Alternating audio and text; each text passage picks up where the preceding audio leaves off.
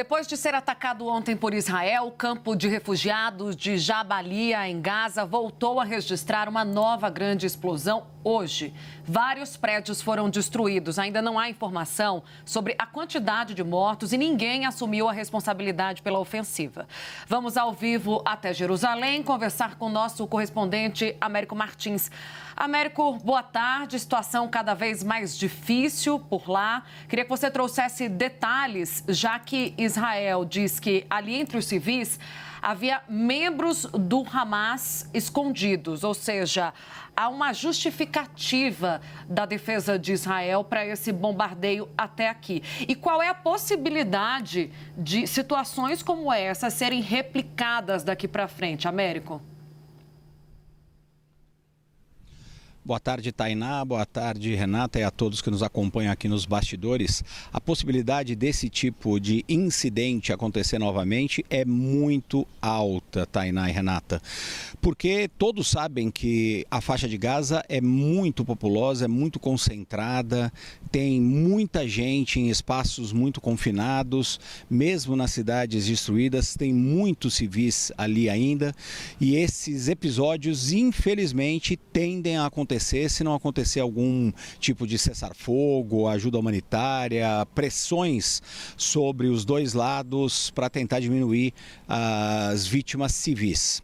O que está acontecendo? Ontem aconteceu esse bombardeio, as forças de defesa de Israel reconheceram que fizeram esse ataque, dizem que tentaram matar um líder do Hamas, que teria sido um dos organizadores daquelas atrocidades do dia 7 de outubro, e que outros militantes do Hamas também estavam naquela localização e que eles resolveram atirar de qualquer forma, mandar os mísseis pelos seus caças da Força Aérea, atingindo o local para matar esse líder do Hamas. O Hamas, por seu lado, diz que não só esse líder continua vivo, não estava lá, como não havia nenhum militante do Hamas naquele local.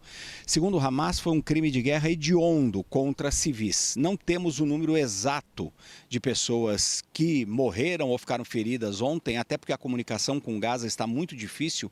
Hoje, de novo, por conta dos ataques israelenses, estamos sem comunicação o tempo inteiro com Gaza, ou seja, não tem internet direito, não tem comunicação pelo telefone, muito difícil conseguir as informações. E a CNN não pode confirmar nenhuma das duas versões, nem que o militante do Hamas estava naquele local e nem que só civis foram atingidos. O que nós sabemos é que a destruição foi muito grande, o armamento usado foi suficiente para demolir vários prédios naquela região, uma região com muito adensamento populacional. Jabalia tinha antes da guerra 116 mil pessoas numa área de apenas 1,5 km². É um campo de refugiados, o maior e mais antigo ali da faixa de Gaza. Tem refugiados desde a criação do Estado de Israel em 1948, quando eles foram expulsos do que depois veio a ser o Estado de Israel e depois vários outros conflitos entre os dois lados. Então, uma área muito densamente populada e ainda estamos tentando confirmar o número de mortos de ontem. O que aconteceu hoje? Agora há pouco, há cerca de 3 horas, começaram a chegar as informações de que havia acontecido um novo ataque, uma nova explosão muito grande, devastando muitos prédios exatamente no mesmo campo de refugiados. Israel, hoje de manhã, insistiu que esse campo tem muitos militantes do Hamas e que seria um alvo legítimo do ponto de vista militar, apesar da indignação que isso causou em várias capitais. Bolívia, por exemplo, rompeu relações com Israel por conta desse episódio. Governos como Chile e Jordânia chamaram os seus embaixadores aqui de Israel de volta aos seus países, o que é um movimento diplomático bastante duro, de reprimenda ao país onde esses embaixadores serviam. Então, uma crítica muito grande do ponto de vista humanitário a Israel, que continua dizendo que o alvo era legítimo e que possivelmente faria isso novamente, porque, afinal de contas, esta é uma guerra e, para o ponto de vista de Israel, o importante é eliminar o Hamas, que eles vêm dizendo desde o começo. Israel também diz que já avisou os civis da faixa de Gaza a deixarem o norte e irem para o sul. O problema é que Israel também bombardeia o sul e os civis dizem que não há nenhum lugar seguro, muitos preferem ficar no norte. Israel diz que é o Hamas que impede a saída dessas pessoas e que usa os civis como escudos humanos. O fato é que centenas de civis ficaram feridos ou mortos no ataque de ontem e hoje nem isso nós sabemos ainda. Sabemos que foi uma grande devastação. As informações que chegam de Gaza dão conta de muitos feridos e muitos mortos, mas nós não temos um número para confirmar ainda. Só sabemos que foi um ataque muito grande novamente. As forças de defesa de Israel ainda não se pronunciaram sobre isso. Vamos esperar para ver se eles confirmam que foi um ataque mesmo israelense. Américo, boa tarde. Renata aqui. Eu quero seguir ainda usando as suas informações sobre o que aconteceu em Jabalia, porque as imagens são muito impactantes. As imagens que chegaram do ataque, desse primeiro ataque, né? Não estou nem falando desse segundo que você nos traz agora. Do primeiro, mostra ali uma cratera. E a gente está falando de um campo de refugiados já bastante antigo, conhecido, que já era, como você disse, extremamente populoso, né? Uma densidade muito alta. Portanto, pode-se imaginar que diante desse movimento migratório, a partir do início da guerra, ele deve ter recebido mais pessoas. E o que você nos conta é, a despeito dessa pressão internacional que já está ocorrendo, dessa reação de diversos países diante do ataque nesse campo de refugiados, Israel tem se mantido na posição de que se trata de um alvo legítimo.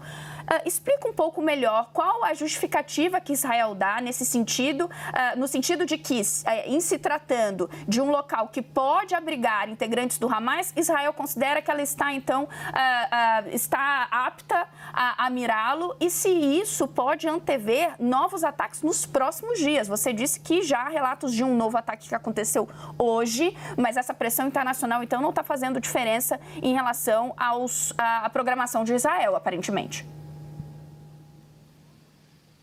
A pressão internacional vem aumentando, de fato, tanto com relação à questão da ajuda humanitária, mais entrada de água, de alimentos, de comida. Em algum momento vai ter que se ter um debate sobre combustível para continuarem funcionando os hospitais na faixa de Gaza, sobre essa questão de Israel meio que estrangular o território ao não permitir a entrada de nada disso através das suas fronteiras. A única entrada é Rafah.